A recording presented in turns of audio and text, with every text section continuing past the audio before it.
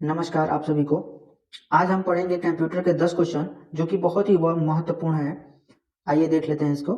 पहला क्वेश्चन कह रहा है वीडियो आर्केड गेम बड़े पैमाने पर स्पेस का प्रयोग किया जाता है। होम कंप्यूटर्स में किसका प्रयोग मुख्य रूप से गेम कंट्रोलर के रूप में किया जाता था। ठीक है, आइए देख लेते हैं। पहला है जॉयस्टिक, दूसरा है माउस, तीसरा है टच पैड और चौथा है टच स्क्रीन। इसका राइट आंसर होगा जॉयस्टिक। ठीक है, जॉयस्टिक जो कि आपका गेम कंट्रोलर के रूप में किया जाता है। ठीक है, तो अब देख लेते हैं 1980 और 1990 के दशक के दौरान होम कंप्यूटर पर गेम कंट्रोलर के रूप में मुख्यतः जॉयस्टिक का प्रयोग किया जाता था। ठीक है, ये होता है जॉयस्टिक जो कि गेम कंट्रोलर होता है 1980 और 1990 के दशक में। चलिए अगला सवाल देख लेते हैं। अगला सवाल कह रहा है कि निम्नलिखित में से कौन नेटवर्क पर इलेक्ट्रॉनिक पोस्ट ऑफिस बॉक्स की पहचान करता है जहां ईमेल भेजा जा सकता है। ठीक है, ऑप्शन है इसका email address, envelope stuffer, outlook express और इनबॉक्स। इसका राइट आंसर हो जाएगा आप पहला ऑप्शन ए।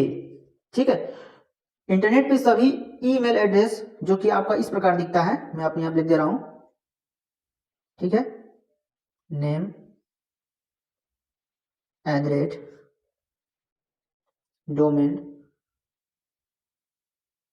डोमेन, ठीक है, डोमेन नेम, आपका नेम हो गया और आपका ये हो जाएगा। ठीक है, तो इस प्रकार के आपका ईमेल एड्रेस होता है। अगला सवाल है, अगला सवाल कह रहा है कि एक डिवाइस है जो इमेज, प्रिंटेड टेक्स्ट, हैंडराइटिंग और किसी ऑब्जेक्ट को ऑप्टिकल स्कैन करता है और इसे डिजिटल इमेज में परिवर्तित करता है। इसका ऑप्शन हम देख लेते हैं। पहला है स्कैनर, दूसरा है लाइट पेन, तीसरा है प्रिंटर और जो होता है चौथा है ऑप्टिकल कैरेक्टर रीडर। इसका राइट आंसर हो जाएगा आपका स्कैनर।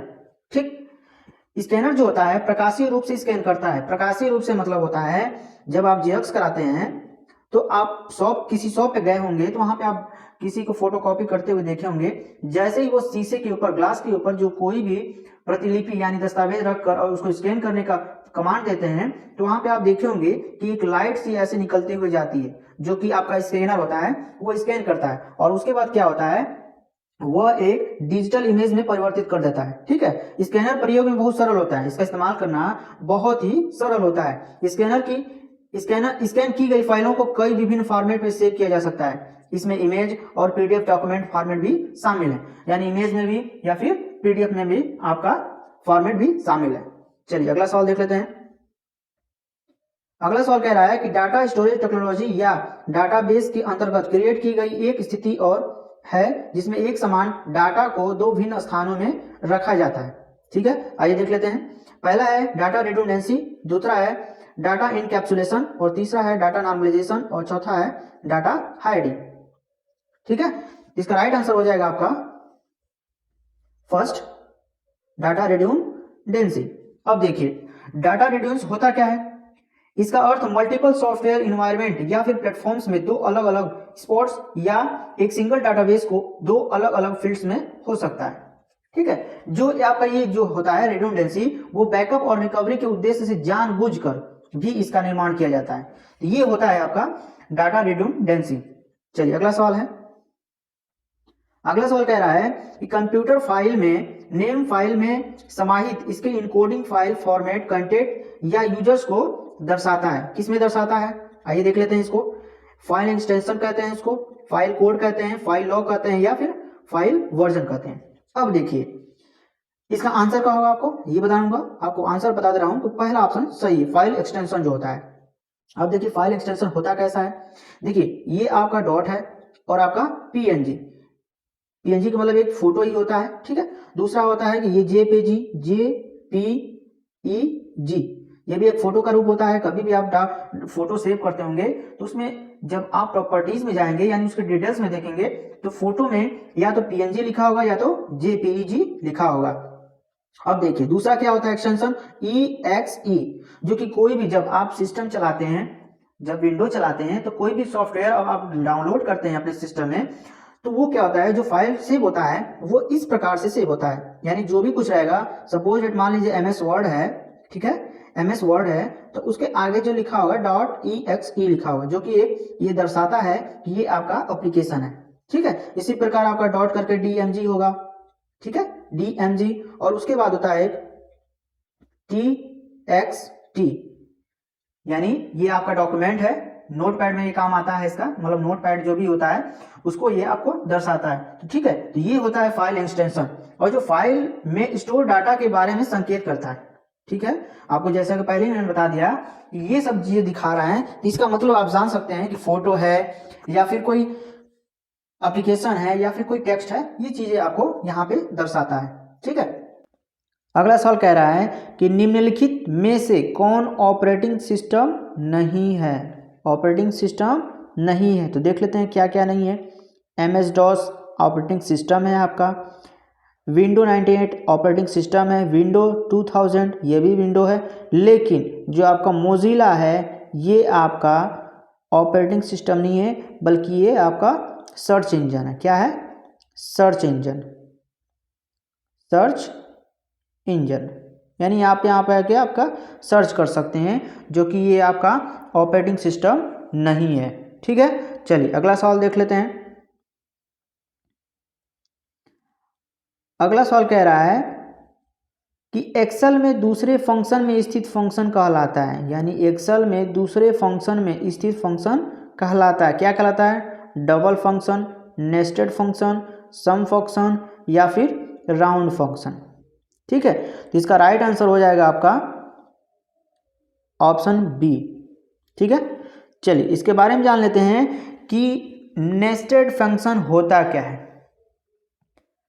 एक्सेल में नेस्टेड फंक्शन से तात्पर्य दूसरे फंक्शन में विद्यमान एक या एक से अधिक फंक्शन से है। ठीक है, किसी फंक्शन की क्षमता में वृद्धि करने के लिए ऐसा किया जाता है, इसका ये होता है नेस्टेड फंक्शन। अगला सवाल देख लेते हैं। अगला सवाल कह रहा है कि वैन एक नेटवर्क है जो लिस्ट टेलीकम्युनिकेशन लाइंस का प्रयोग करते हुए एक विस्तृत एरिया कवर करता है। संक्षिप्त शब्द वैन से क्या तात्पर्य है, यानी वैन का आपका फुल फॉर्म क्या है? वाइडर एरिया नेटवर्क है, वाइड एरिया नेटवर्क है, ये सेम है, वाइड एरिया नेटवर्किंग है। तो इसका राइट आंसर हो जाएगा आपका wide area network is right answer B. Okay, तो वाइड एरिया नेटवर्क जो होता है, वाइड एरिया नेटवर्क से तात्पर्य है यह एक नेटवर्क है। ठीक है, यह एक नेटवर्क है जो आपका कोई भी टेलीकम्युनिकेशन नेटवर्क्स जो महानगरों, क्षेत्रीय शहरों, राष्ट्रीय या अंतर्राष्ट्रीय सीमाओं को एक दूसरे से जोड़ता है। तो ये होता है वैन का मतलब, कि एक दूसरे से देश विदेश को आपको जोड़ के रखता है। ठीक है, चलिए अगला सवाल देख लेते हैं। अगला सवाल कह रहा है आपका कि computer instruction school programming language में लिखने की प्रक्रिया कहलाती है। समझ रहे हैं?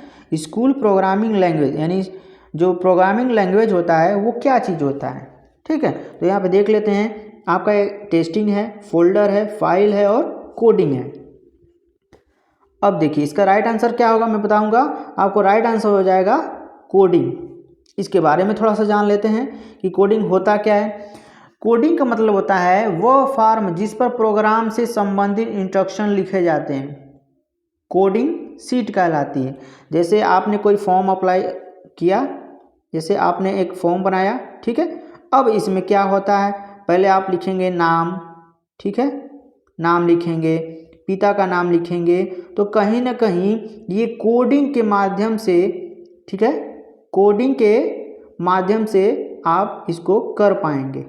तो इसके लिए कहीं ना कहीं प्रोग्रामिंग लैंग्वेज आपको सीखना होगा, तभी आप कोई भी एप्लीकेशन, कोई भी फॉर्म आप बना सकते हैं। ठीक है, चलिए अगला सवाल देख लेते हैं, लास्ट वन, आखिरी सवाल है आपका। कह रहा है कि मेमोरी का कौन सा भाग डाटा के लिए अस्थायी रिपोजिटरी के रूप में काम किए जाने की प्रतीक्षा करता है। ठीक है, तो इसका पहला आंसर इसका पहला ऑप्शन है processor, memory pool, processor pool और कैच। तो इसका राइट आंसर हो जाएगा आपका कैच। ठीक है, अब देखिए कैच होता क्या है। कैच का मतलब यह है कि यह एक घटक है जो डाटा स्टोर करता है। क्या करता है? डाटा को स्टोर करता है ताकि भविष्य में यानी फ्यूचर में प्रस्तुत किया जा सके। यही होता है कैच। ठीक है, उम्मीद है कि आप लोगों को पूरा लाभ मिला होगा इस क्वेश्चन से। धन्यवाद।